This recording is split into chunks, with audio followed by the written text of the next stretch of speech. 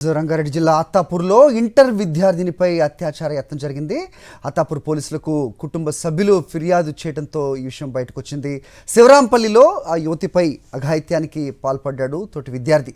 Snap చాట్లో వీళ్ళిద్దరికీ పరిచయం ఏర్పడింది. గత 2 నెలలుగా వీళ్ళిద్దరు కూడా చాటింగ్ చేసుకుంటున్నట్టుగా కూడా సమాచారం అందుతోంది. దీనిపై మరిన్ని అప్డేట్స్ మా కరెస్పాండెంట్ సాయి కిరణ్ అడిగి తెలుసుకుందాం. సాయి కిరణ్, ఇంటర్ విద్యార్థినిపై అత్యాచార యత్నం, ఆ యువకుడి వయసు ఎంత, ఏంటి పూర్వపలాలేంటి, పోలీసులు ఏం చెప్తున్నారు, కుటుంబ సభ్యుల వర్జన్ ఏంటి, అప్డేట్ చెప్పండి.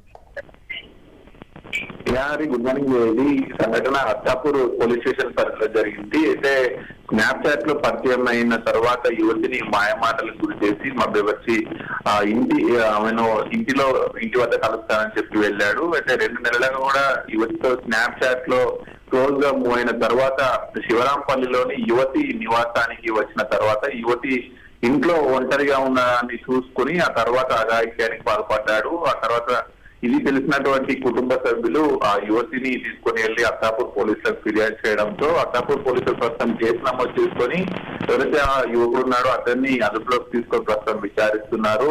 అయితే గత కొంతకాలంగా స్నాప్ చాట్ లో వేధింపులకు గురి చేశాడు, కొంత బ్లాక్ మెయిల్ చేసినట్టు కూడా తెలుస్తోంది.